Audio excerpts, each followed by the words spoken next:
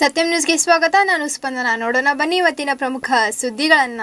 ಬೆಳಗಾವಿ ಮಹಾನಗರದ ಅನಗೋಳ ಪರಿಸರದಲ್ಲಿರುವ ಕೆರೆಯ ಸುತ್ತಮುತ್ತ ಮತ್ತು ವಿಠ್ಠಲ್ ರುಕ್ಮಾಯಿ ಮಂದಿರದ ಆವರಣದಲ್ಲಿ ಎಸೆದಿರುವಂತಹ ಭಿನ್ನಗೊಂಡಿರುವ ಹಿಂದೂ ದೇವತೆಗಳ ಛಾಯಾಚಿತ್ರಗಳನ್ನು ಸರ್ವಲೋಕ ಸೇವಾ ಫೌಂಡೇಶನ್ನ ಸಂಸ್ಥಾಪಕ ಅಧ್ಯಕ್ಷರು ಆಗಿರುವ ವೀರೇಶ್ ಹಿರೇಮಠ್ ಅವರು ಹಾಗೂ ಸಮಾಜದ ಮೇಲೆ ಪರಿಸರದ ಮೇಲೆ ಕಾಳಜಿ ಹೊಂದಿರುವ ದೇವಪ್ಪ ಕಾಂಬ್ಳೆ, ಮಹೇಶ್ ರೆಡ್ಡಿ, ವಿನಾಯಕ್ ಹಿರೇಮಠ್, ಬಾಳು ಕನ್ಬರ್ಕರ್, ಸಂತೋಷ್ ಹಿರೇಮಠ್, ಬರಂ ಕಂಗ್ರಾಳ್ಕರ್, ಕೃಷ್ಣ ಜಟಾರ್, ಯಲ್ಲೇಶ್ ಹೊಳಕರ್ ಹಾಗೂ ಸ್ಥಳೀಯರು ಈ ಕಾರ್ಯಕ್ರಮದಲ್ಲಿ ಪಾಲ್ಗೊಂಡು ಕಾರ್ಯಕ್ರಮವನ್ನು ಯಶಸ್ವಿಗೊಳಿಸಿದರು.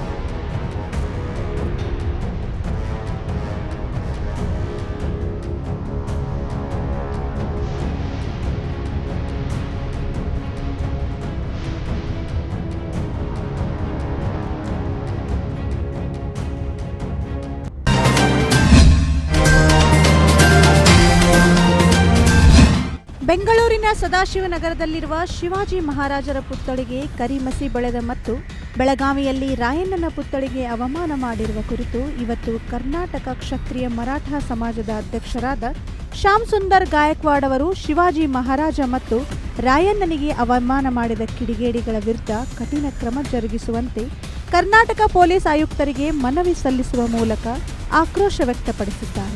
ಜೊತೆಗೆ ಕರ್ನಾಟಕದಲ್ಲಿ ಕನ್ನಡ ಮರಾಠಿ ಜನರು ಅಣ್ಣ ತಮ್ಮಂದಿರ ಹಾಗೆ ಇದ್ದು ಈ ಇಬ್ಬರ ನಡುವೆ ಶಾಂತಿ ಭಂಗ ಮಾಡುವ ಎಂಇಎಸ್ ಮತ್ತು ಶಿವಸೇನೆ ಪುಂಡರ ವಿರುದ್ಧ ಕ್ರಮಕ್ಕೆ ಮುಖ್ಯಮಂತ್ರಿ ಬೊಮ್ಮಾಯಿ ಅವರಿಗೆ ಒತ್ತಾಯಿಸಿದ್ದಾರೆ. ಅಷ್ಟೇ ಅಲ್ಲದೆ ಶಿವಸೇನೆ ಕಾರ್ಯಕರ್ತರು ಅನಾವಶ್ಯಕವಾಗಿ ಕನ್ನಡ ಮರಾಠಿ ಜನರ ನಡುವೆ ವಿಷ ಬೀಜ ಬಿತ್ತುವ ಕೆಲಸ ಮಾಡುತ್ತಿದ್ದು ನಿಮ್ಮ ಕಾರ್ಯಕರ್ತರಿಗೆ ಶಾಂತಿಯಿಂದ ಇರುವುದಕ್ಕೆ ಕರ್ನಾಟಕ ಮರಾಠ ಸಮಾಜದ ಅಧ್ಯಕ್ಷ ಶ್ಯಾಮ್ ಸುಂದರ್ ಗಾಯಕ್ವಾಡ್ ಅವರು ಇವತ್ತು ಮಾಧ್ಯಮಗಳ ಮುಂದೆ ಮಹಾರಾಷ್ಟ್ರ ಮುಖ್ಯಮಂತ್ರಿಗೆ ಪತ್ರ ಬರೆದು ಖಡಕ್ ಎಚ್ಚರಿಕೆ ನೀಡಿದ್ದಾರೆ. ಅಪ್ಪಟ ಕನ್ನಡಿಗರು ಅವರು ಒಂದು ಅಡ್ಡ ತಮ್ಮಂದಿರಂತೆ ಕನ್ನಡಿಗರು ಮಾಡ್ತಾ ಇದ್ದಾರೆ. ತಾವು ಸಹ ಕನ್ನಡಿಗರು ಇರುವಂಥ ಮಹಾರಾಷ್ಟ್ರದಲ್ಲಿ ಅವರ ರಕ್ಷಣೆ ಶಾಂತಿಯಿಂದ ಬದುಕಲು ತಾವು ಅನುಕೂಲ ಮಾಡಿಕೊಡಿ. ದಯವಿಟ್ಟು ಈ ಪ್ರಚೋದನೆ ಮಾತುಗಳಿಗೆ ಬೆಲೆ ಕೊಡಬೇಡಿ. ಅವ್ರಿಗೆಲ್ಲರಿಗೂ ಯಾರು ಮಾಡಿದರೆ ಅವ್ರ ಬಗ್ಗೆ ಉಗ್ರವಾದ ಕಠಿಣ ಶಿಕ್ಷೆಯನ್ನು ತೆಗೆದುಕೊಳ್ಬೇಕಾಗಿದೆ ಮತ್ತು ಮುಂದೆ ಶಾಂತಿ ಸೌಹಾರ್ದತೆಯಿಂದ ಮಹಾರಾಷ್ಟ್ರದ ಕರ್ನಾಟಕ ಒಂದಾಗಿ ಬಾಳೋಣ, ಶಾಂತಿಯಿಂದ ಬಾಳ ಅಂತೇಳಿ ನಾನು ಮನವಿ ಮಾಡ್ಕೊಳ್ತೇನೆ.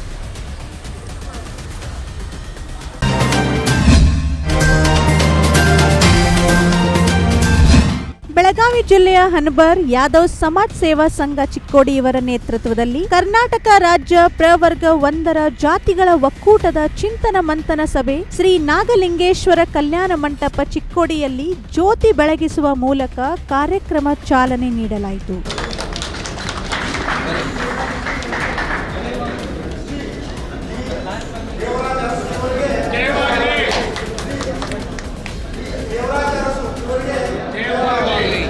ಈ ಸಂದರ್ಭದಲ್ಲಿ ಮಾತನಾಡಿದ ಪ್ರವರ್ಗ 1 ರಾಜ್ಯಾಧ್ಯಕ್ಷರಾದ ಡಿಟಿ ಶ್ರೀನಿವಾಸ್, ಕರ್ನಾಟಕ ರಾಜ್ಯದಲ್ಲಿ 1 ಕೋಟಿಗೂ ಅಧಿಕ ಸಂಖ್ಯೆಯಲ್ಲಿರುವ ಪ್ರವರ್ಗ 1 ಜಾತಿಗಳ ಜನರ ಬೇಡಿಕೆಗಳಾದ ಸಾಮಾಜಿಕ, ಆರ್ಥಿಕ, ಶೈಕ್ಷಣಿಕ ಅತಿ ಹಿಂದುಳಿದಿರುವ ಪ್ರವರ್ಗ 1 ವಿದ್ಯಾರ್ಥಿಗಳು ಯಾವುದೇ ಆದಾಯ ಮಿತಿ ಇಲ್ಲದೆ ಶೈಕ್ಷಣಿಕ ಸೌಲಭ್ಯವನ್ನು ನೀಡಬೇಕು ಹಾಗೂ ಸರ್ಕಾರವು ಈಗಾಗಲೇ ಪ್ರಾರಂಭಿಸಿರುವ ಪ್ರವರ್ಗ 1 ಜಾತಿಗಳ ನಿಗಮಗಳಿಗೆ ಹಾಲಿ ನೀಡಿರುವ ಅನುದಾನದ ಮತ್ತು ಅತ್ಯಂತ ಕಡಿಮೆ ಪ್ರಮಾಣದ್ದಾಗಿದ್ದು ಬರುವ ಬಜೆಟ್ನಲ್ಲಿ ಪ್ರತಿ ನಿಗಮಕ್ಕೆ 100 ಕೋಟಿಗೂ ಅಧಿಕ ಅನುದಾನ ನೀಡಬೇಕೆಂದು ಹೇಳಿದರು.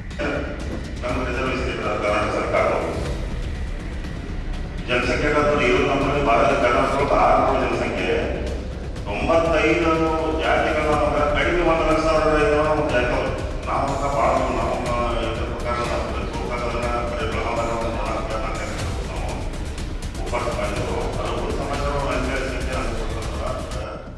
ನ್ಯಾಯಬದ್ಧವಾಗಿ ಸಿಗಬೇಕಾದಂತಹ ಹಕ್ಕುಗಳಿಗಾಗಿ ಅವರು ಈ ಒಂದು ಸಂಘವನ್ನು ಕಟ್ಟಿ ಈ ರಾಜ್ಯಾದ್ಯಂತ ಪ್ರವಾಸ ಮಾಡಿ ಜನರಿಗೆ ನಿಮ್ಮ ಹಕ್ಕಿದೆ ಅದನ್ನು ಪಡೆದುಕೊಳ್ಬೇಕು. ನಿಮಗೆ ಯಾರು ಹಕ್ಕನ್ನು ಕೇಳೋದು ಭಿಕ್ಷೆ ಅಲ್ಲ, ಭಿಕ್ಷೆ ಬೇಡೋದಲ್ಲ. ಅದು ನಮ್ಮ ನ್ಯಾಯಯುತವಾದ ಸಂವಿಧಾನದಲ್ಲಿ ಪಟ್ಟಂತ ನಮ್ಮ ಜನ್ಮಸಿದ್ಧ ಹಕ್ಕು. ಅಂತ ಹಕ್ಕಿಗಾಗಿ ಅವರು ರಾಜ್ಯದ ಮೂಲೆ ಮೂಲೆ ಸುದ್ದಿ ಇವತ್ತು ನಮ್ಮ ಚುಕ್ಕೋಡಿ ಪಟ್ಟಣಕ್ಕೆ ಆಗಮಿಸಿದ್ದಾರೆ. ಅವ್ರ ಪಾದಾಳದಲ್ಲಿ ಅದೇ ಚೆನ್ನಾಗಿ ಆಮೇಲೆ ಅವರ ಪಾದಾಳ ಇಷ್ಟ ಇವತ್ತಿನ ವೇದಿಕೆ ಮೇಲೆ ಈ ಪ್ರವರ್ಗವಾದ ಒಕ್ಕೂಟದ ಅಧ್ಯಕ್ಷತೆ ವಹಿಸಿದಂತಹ ಹಾಗೂ ಅದರ ಅಧ್ಯಕ್ಷರಾದಂತಹ ಶ್ರೀಮಾನ್ ಶ್ರೀನಿವಾಸ್ ಅವರೇ ಹಾಗೂ ಎಲ್ಲ ಮಾನ್ಯರೇ ಹಾಗೂ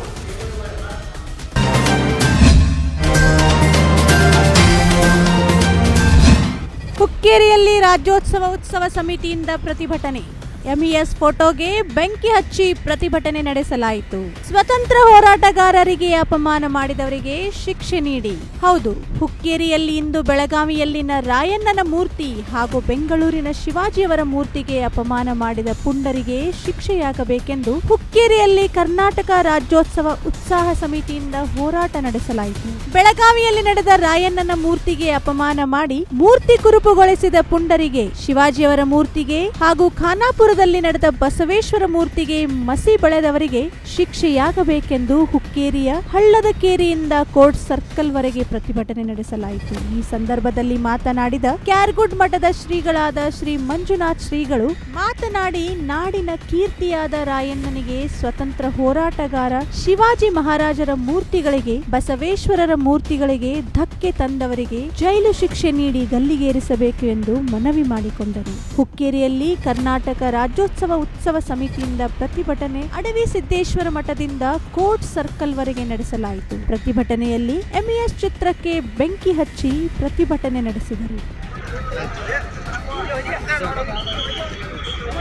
ಇವತ್ತು ಈ ನಾಡಿನಲ್ಲಿ ಕಳೆದ 4-5 ದಿನಗಳಿಂದ ಮೊಟ್ಟ ಮೊದಲನೇ ಬಾರಿಗೆ ಬೆಂಗಳೂರಿನಲ್ಲಿರ್ತಕ್ಕಂತಹ ನಮ್ಮೂರಿನಾಗಿರ್ತಕ್ಕಂಥ ಛತ್ರಪತಿ ಶಿವಾಜಿ ಮಹಾರಾಜರ ಮೂರ್ತಿಗೆ ಮಸಿಯನ್ನು ಬಳಿದು ಕಳೆದ 2 ದಿನಗಳಲ್ಲಿ ಬೆಳಗಾವಿಯಲ್ಲಿರ್ತಕ್ಕಂತಹ ಕ್ರಾಂತಿವೀರ ಸಂಗೊಳ್ಳಿ ರಾಯಣ್ಣವರ ಮೂರ್ತಿಯನ್ನು ಭಗ್ನಗೊಳಿಸಿ ಅದಾದ ಎರಡೇ ದಿನಗಳಲ್ಲಿ ಇನ್ನೇ ದಿವಸ ಖಾನಾಪುರ ತಾಲೂಕಿನಲ್ಲಿರ್ತಕ್ಕಂಥ ಹತ್ತಿ ಎಂಬ ಗ್ರಾಮದೊಳಗಡೆ ಜಗಜ್ಯೋತಿ ಬಸವಣ್ಣನವರ ಮೂರ್ತಿಗೆ ಶಿವಣಿಯನ್ನು ಹೆಚ್ಚುವುದರ ಮುಖೇನ ಒಗ್ಗಟ್ಟಾಗಿ ಧರ್ಮವನ್ನು ಉಳಿಸ್ತಕ್ಕಂತಹ ಸಮಸ್ತ ಮರಾಠರನ್ನ, ಸಮಸ್ತ ಹಾಲು ಮತದ ಸಮಾಜವನ್ನು ಮತ್ತು ಸಮಸ್ತ ಲಿಂಗಾಯತ ಸಮಾಜವನ್ನು ಬೇರೆಯಾಗಿ ಅತ್ಯಂತ ಸೂಕ್ಷ್ಮವಾದ ಕರ್ತವ್ಯದಿಂದ ಧರ್ಮವನ್ನು ಉಳಿತಕ್ಕಂಥ ಕಾರ್ಯವನ್ನು ಕೆಲವೊಂದಷ್ಟು ಪುಂಡರು, ಕೆಲವೊಂದಷ್ಟು ಕಿಡಿಗೇಡಿಗಳು ಇವತ್ತು ಈ ನಾಡಿನಲ್ಲಿ ಬಿತ್ತರಿಸತಕ್ಕಂತಹ ಒಂದು ಧ್ಯೇಯವಾದ ಖಂಡನೆಯ ವಿರುದ್ಧ ಇವತ್ತು ಹುಕ್ಕೇರಿಯಲ್ಲಿ ಸಮಸ್ತ ಸಮಾಜವನ್ನು, ಈ ಹಿಂದೂ ಧರ್ಮದ ಎಲ್ಲ ಬಾಂಧವರನ್ನು ಒಂದಾಗಿಸಿಕೊಂಡು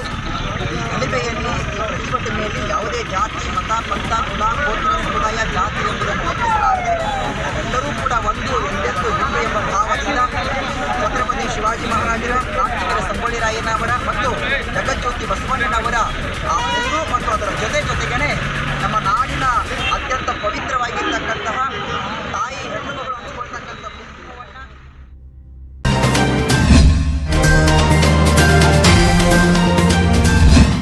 ಹುಕ್ಕೇರಿ ಹಿರೇಮಠದ ಗುರುಕುಲದ ವಿದ್ಯಾರ್ಥಿಗಳಿಗೆ ರಾಜ್ಯ ಗುರುಗಳಿಂದ ಪುನಶ್ಚೇತನ ಶಿಬಿರ.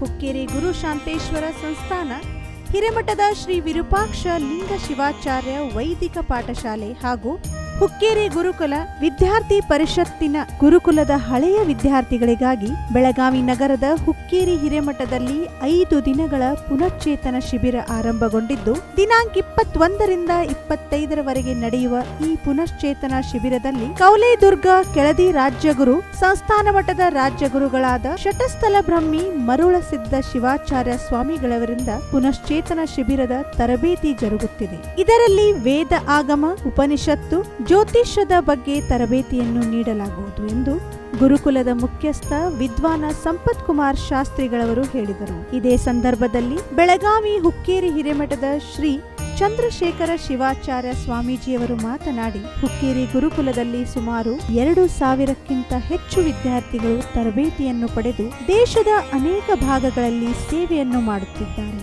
ಸುಮಾರು 500 ಜನ ಹೆಣ್ಣು ಮಕ್ಕಳು ಕೂಡ ವೇದವನ್ನು ಕಲಿತು ಇತಿಹಾಸದಲ್ಲಿಯೇ ಮೊದಲ ಬಾರಿಗೆ ವೇದ ಮಾತಾ ಪ್ರಶಸ್ತಿಯನ್ನು ನೀಡಿದ ಶ್ರೀಮಠವಾಗಿದೆ. ಗುರುಕುಲದಲ್ಲಿ ಓದಿರುವ ಹಳೆಯ ವಿದ್ಯಾರ್ಥಿಗಳಿಗಾಗಿ ಈ ಪುನಶ್ಚೇತನ ಶಿಬಿರ ಆರಂಭಗೊಂಡಿದ್ದು ನಿಜಕ್ಕೂ ಕೂಡ ಅದು ಅರ್ಥಪೂರ್ಣ ಎಂದರು. ರಾಜ್ಯಗುರು ಶಟಸ್ಥಲ ಬ್ರಹ್ಮಿ ಮರುಳಸಿದ್ದ ಶಿವಾಚಾರ್ಯ ಸ್ವಾಮಿಗಳು ಮಾತನಾಡಿ, ಹುಕ್ಕೇರಿ ಶ್ರೀಗಳು ಆರಂಭಿಸಿರುವ ಈ ಕಾರ್ಯಕ್ಕೆ ನಾವು ಸದಾ ಸಿದ್ಧರಿದ್ದೇವೆ. ಈಗಾಗಲೇ ಹಲಗೂರು, ಕವಲೆದುರ್ಗ, ರಂಭಾಪುರಿ ಪೀಠ ಹೀಗೆ ಅನೇಕ ಕಡೆ ಬೋಧನೆಯನ್ನು ಮಾಡಿದ್ದೇವೆ. ಇವತ್ತು ಈ ಕಾರ್ಯದಲ್ಲಿ ನಮ್ಮನ್ನು ತೊಡಗಿಸಿರುವುದು ಸಂತೋಷದ ಸಂಗತಿ ಎಂದರು. ಗುರುಕುಲ ವಿದ್ಯಾರ್ಥಿ ಪರಿಷತ್ತಿನ ಅಧ್ಯಕ್ಷ ನಿಶಾಂತ್ ಸ್ವಾಮಿ ನಿರೂಪಿಸಿದರು. ನಿಂಗಯ್ಯ ಸ್ವಾಗತಿಸಿದರು. ಕರ್ನಾಟಕ ಮತ್ತು ದೇಶದ ಅನೇಕ ಕಡೆ ಇರುವ ಗುರುಕುಲದ ಹಳೆಯ ವಿದ್ಯಾರ್ಥಿಗಳು ಈ ಶಿಬಿರದಲ್ಲಿ ಭಾಗವಹಿಸಿದ್ದಾರೆ. ಗುರು ವಿಷ್ಣು, ಗುರುದೇವೋ ಮಹೇಶ್ವರ, ಗುರು ಸಾಕ್ಷಾತ್ ಪರಬ್ರಹ್ಮ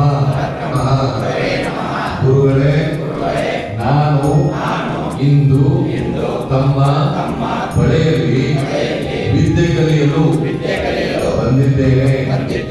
ನನಗೆ ಅನುಗ್ರಹಿಸಿ ಆಶೀರ್ವದಿಸಿ. ಪಂಚತತ್ವಾದ ನಾಯಕ ಪಂಚಬ್ರಹ್ಮಮಯ ನವಮಿ ಪಂಚಾಚಾರ್ಯ ಪ್ರಾತಸ್ಮರಣೀಯ ಗುರುದೇವರನ್ನು ಸ್ಮರಣೆ ಮಾಡುತ್ತಾ ಶಬ್ದದಲ್ಲಿ ಮಾತೆ ಅನ್ನಪೂರ್ಣಿಯಲ್ಲಿ ಭಕ್ತಿಯನ್ನು ಸಾರಣಿಸಿ ಆರಾಧ್ಯ ಗುರುಗಳು ಅವರ ಹೆಸರಿನಿಂದಲೇ ವೇದ, ಸಂಸ್ಕೃತ, ಜ್ಯೋತಿಷ್ಯ ಪಾಠಶಾಲೆಗಳನ್ನು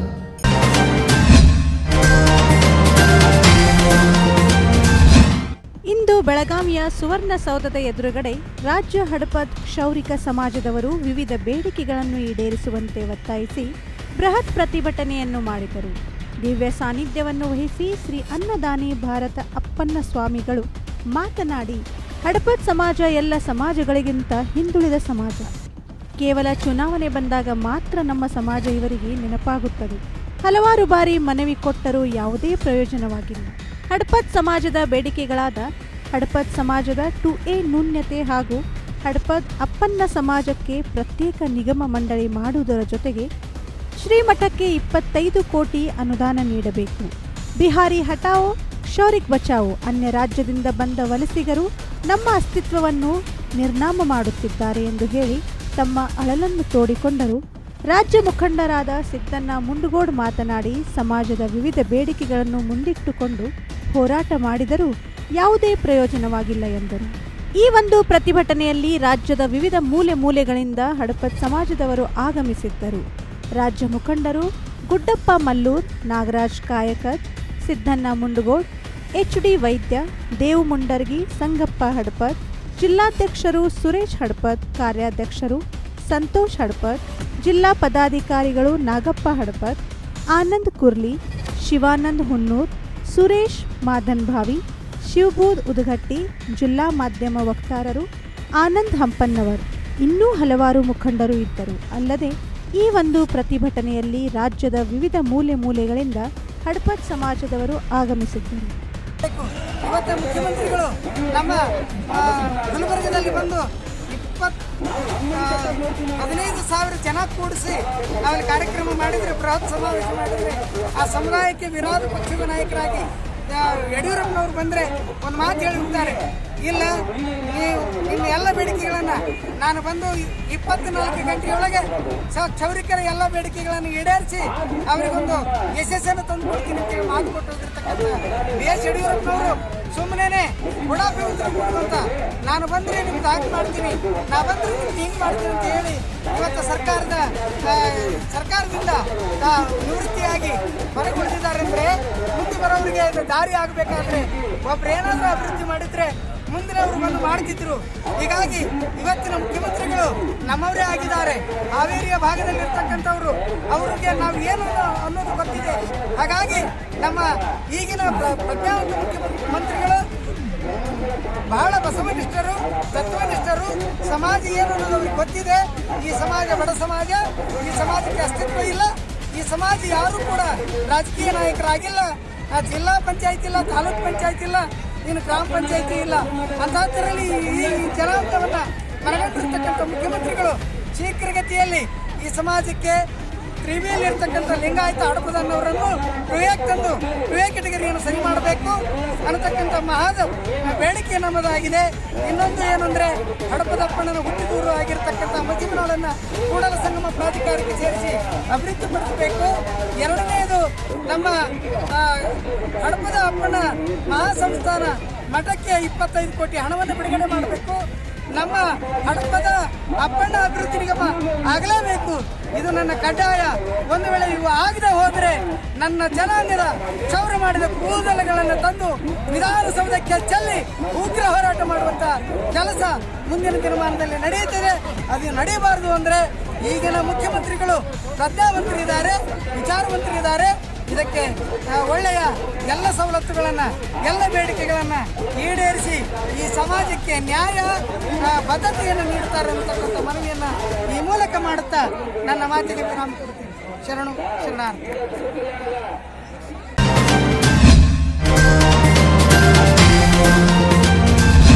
ಮಾಜಿ ಕೇಂದ್ರ ಸುರೇಶ್ ಅಂಗಡಿಯವರ ಸಂಬಂಧಿ ಹಾಗೂ ಕಾಗವಾಡ ತಾಲೂಕಿನ ಮಂಗಾವತಿ ಗ್ರಾಮದ ಪ್ರಾಮಾಣಿಕ ಹಾಗೂ ದಿಟ್ಟ ಅಧಿಕಾರಿಯಾಗಿ ಸೇವೆ ಸಲ್ಲಿಸಿರುವ ರಾಯಗೌಡ ಶಟಗೌಡ ಪಾಟೀಲ್ ವಯಸ್ಸು 82.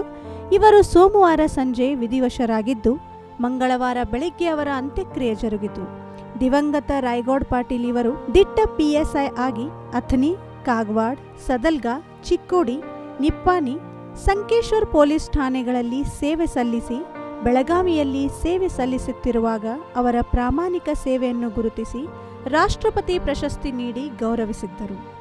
ಅವರು ಸೋಮವಾರ ನಿಧನ ಹೊಂದಿದ್ದು ಸ್ವಗ್ರಾಮವಾದ ಮಂಗಾವತಿ ಗ್ರಾಮದಲ್ಲಿ ಮಂಗಳವಾರ ಬೆಳಗ್ಗೆ ಅಂತ್ಯಕ್ರಿಯೆ ಜರುಗಿತು. ಗ್ರಾಮದ ವತಿಯಿಂದ ಶ್ರದ್ಧಾಂಜಲಿ ಸಲ್ಲಿಸಿ ನಮ್ಮ ಗ್ರಾಮದ ಸುಪುತ್ರ ದಿಟ್ಟ ಅಧಿಕಾರಿ ಎಂದು ಖ್ಯಾತಿ ಪಡೆದಿರುವ ರಾಯಗೌಡ ಪಾಟೀಲ್ ಅವರು ಸರ್ಕಾರಿ ಸೇವೆಯ ಜೊತೆಗೆ ಈ ಭಾಗದಲ್ಲಿ ಹಲವಾರು ಜನಪರ ಕಾರ್ಯಗಳನ್ನು ಮಾಡಿದ್ದಾರೆ. ಅವರ ಅಗಲಿಕೆ ನಮಗೆಲ್ಲ ನೋವನ್ನುಂಟು ಮಾಡಿದೆ. ಭಗವಂತನು ಅವರ ಆತ್ಮಕ್ಕೆ ಚಿರಶಾಂತಿ ನೀಡಲಿ ಎಂದು ಪ್ರಾರ್ಥಿಸಿದರು. ಅವರ ಸುಪುತ್ರ ಚಿಕ್ಕೋಡಿ ಜಿಲ್ಲಾ ಪಂಚಾಯತ್ ಅಭಿಯಂತರ ಶಿವಾನಂದ್ ಪಾಟೀಲ್, ಡಾಕ್ಟರ್ ಬಾಬಾ ಸಾಹೇಬ್ ಪಾಟೀಲ್, ಮೋಹನ್ ಅಂಗಡಿ, ಕಾಗವಾಡ, PSI BM ರಬ್ಕವಿ ಶ್ರದ್ಧಾಂಜಲಿ ಅರ್ಪಿಸಿದರು. ಶ್ರದ್ಧಾಂಜಲಿ ಸಭೆಯಲ್ಲಿ KR ಪಾಟೀಲ್, BS ಪಾಟೀಲ್, ಈರ್ಗೌಡ ಪಾಟೀಲ್, ರಾಜಗೌಡ ಪಾಟೀಲ್, ಜ್ಯೋತ್ಗೌಡ ಪಾಟೀಲ್, ಉಮೇಶ್ ಗೌಡ ಪಾಟೀಲ್ ಸೇರಿದಂತೆ ಅನೇಕರು ಇದ್ದರು.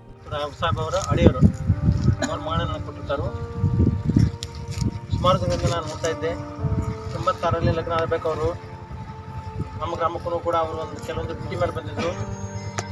ಬಂದಾಗ ಅವರು ಕೂಡ ಇಲ್ಲಿ ಅವರ ಕರ್ತವ್ಯಗಳು ನಮ್ಮ ಕಡೆ ಇದ್ದಂಥ ಎಲ್ಲ ಜನರು ನೋಡಿಕೊಂಡು ಭಾಳ ಸಂತೋಷಪಟ್ಟರು. ಅವರು ನಮ್ಮಲ್ಲಿ ಭಾಳ ದೊಡ್ಡ ಘಟನೆ ಆಗಿತ್ತು. ಆ ಘಟನೆಯನ್ನು ಅವರು ಭಾಳ ಒಳ್ಳೆಯ ರೀತಿಯಿಂದ ನಿಭಾಯಿಸಿದರು. ಅಂಥದ್ರೊಳಗೆ ನಮಗೂ ಕೂಡ ಅವರೊಂದು ಮಾರ್ಗದರ್ಶನ ಮಾಡ್ತಾಯಿದ್ರು. ಪೊಲೀಸ್ ಸಿಬ್ಬಂದಿ ಜೊತೆ ಯಾವ ರೀತಿ ಇರಬೇಕು, ಸಿಬ್ಬಂದಿ ಯಾವ ರೀತಿ ನಾವು ನಡ್ಕೋಬೇಕು ಅನ್ನೋಂಥ ನಮಗೊಂದು ಮಾರ್ಗದರ್ಶನ ಅವ್ರು ಮಾಡ್ಕೊತ ಬಂದಿದ್ದರು. ಅದಕ್ಕೆ ಅವರು ಸುಮಾರು ಜೊತೆ ನಾನು ಇಲ್ಲಿ ಎಲ್ಲ ಕಡೆ ಅವ್ರ ಜೊತೆ ನಾನು ಅಡ್ಡಾಡಿದ್ದೆ. ಲಗ್ನ ಆಗಬೇಕು ಅಡ್ಡಾಡಿದಾಗ ಅವರು ಒಳ್ಳೆಯ ಈ ಭಾಗದಲ್ಲಿ ಒಂದು ಒಳ್ಳೆಯ ಹೆಸರು ಮಾಡಿದ್ರು. ಅವರು ಅದಕ್ಕೆ ಆ ಹೆಸರು ಮಾಡಿದ್ದಕ್ಕೆ ತಾವೆಲ್ಲರೂ ಇಲ್ಲಿ ಅವರ ಆತ್ಮಕ್ಕೆ ಶಾಂತಿ ಸಿಗಲಿ ಅಂತ ತಗೊಂಡ ಅವರ ಅಂತ್ಯಕ್ರಿಯೆಯೊಳಗೆ ಎಲ್ಲರೂ ಭಾಗವಹಿಸಿದ್ರಿ. ಅದಕ್ಕೆ ತಮ್ಮೆಲ್ಲರಿಗೂ ನನ್ನ ಪರವಾಗಿ ರಾವಸಾಹೇಬರ ಪಾಟೀಲ್ ಸರವಾಗಿ ಅನಂತ ಧನ್ಯವಾದಗಳು ಅರ್ಪಿಸಿ ಅವರ ಆತ್ಮಕ್ಕೆ ಶಾಂತಿ ಸಿಗಲಿ ಅಂತ ತಮ್ಮಲ್ಲಿ ಕೇಳಿಕೊಂಡ ಭಗವಂತನಲ್ಲಿ ನಾನು ಕೂಡ ಪ್ರಾರ್ಥನೆ ಮಾಡ್ತೀನಿ.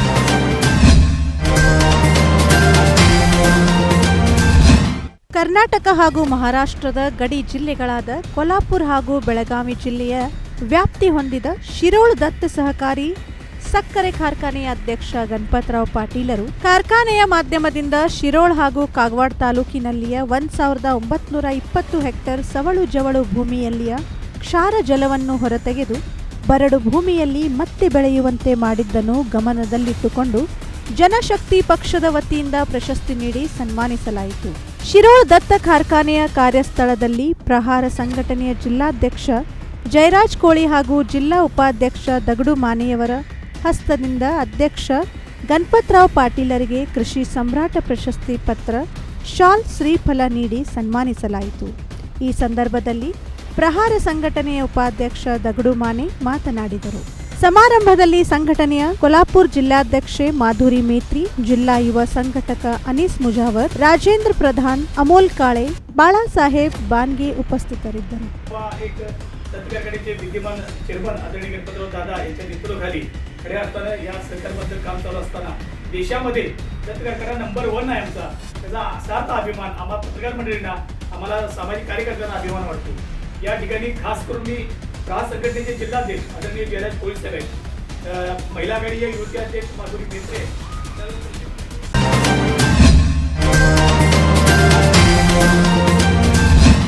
ಯಡ್ರಾಮಿ ತಾಲೂಕಿನ ರೈತರಿಗೆ ಬೆಳೆ ಪರಿಹಾರ ಸಿಗದ ಹಿನ್ನೆಲೆ ತಹಶೀಲ್ದಾರ್ ಆಫೀಸ್ ಬಂದ್ ಮಾಡಿ ರೈತರು ಅನೇಕ ಸಂಘಟನೆಗಳು ಧರಣಿ ಮಾಡಿವೆ. ಅಧಿಕಾರಿಗಳ ಬೇಜವಾಬ್ದಾರಿತನದಿಂದ ಮಳೆ ಹಾನಿಯಿಂದ ಬೆಳೆ ಹಾನಿ ಆಗಿದ್ರೂ ಕೂಡ ಆಗಿಲ್ಲ ಅಂತ ಅಧಿಕಾರಿಗಳು ವರದಿ ನೀಡಿದ್ದು, ಯಡ್ರಾಮಿ ತಾಲೂಕಿನ ರೈತರಿಗೆ ಸರ್ಕಾರದಿಂದ ಬರುವಂತ ಪರಿಹಾರ ಕೊಡಿಸುವಲ್ಲಿ ತಾಲೂಕಿನ ಅಧಿಕಾರಿಗಳು ಸಂಪೂರ್ಣವಾಗಿ ವಿಫಲವಾಗಿದ್ದಾರೆ. ಯಡ್ರಾಮಿ ತಾಲೂಕಿನಲ್ಲಿ ಅತಿ ಹೆಚ್ಚು ಮಳೆ ಆಗಿದ್ರೂ ಅಧಿಕಾರಿಗಳು ಯಾವುದೇ ತರ ಸರ್ವೆ ಮಾಡದೆ ಮಳೆ ಆಗಿಲ್ಲ ಅಂತ ವರದಿ ಮಾಡಿದ್ದು, ಇದರಿಂದ ರೈತರಿಗೆ ಅನ್ಯಾಯ ಮಾಡಿದಂತೆ ಆಗಿದೆ ಎಂದು ಯಡ್ರಾಮಿ ತಾಲೂಕಿನ ಎಲ್ಲಾ ಸಂಘಟನೆಗಳು ಇಂದು ತಹಶೀಲ್ದಾರ್ ಆಫೀಸ್ ಬಂದ್ ಮಾಡಿ ರೈತರು ಧರಣಿ ಮಾಡುತ್ತಿದ್ದಾರೆ. ಅಧಿಕಾರಿಗಳಿಂದ ಮಾತ್ರ ಉಡಾಪೆ ಉತ್ತರ ಬರುತ್ತಿದೆ, ಅಧಿಕಾರಿಗಳು ಮಾತ್ರ ಉಡಾಪೆ ಉತ್ತರ ನೀಡುತ್ತಿದ್ದಾರೆ.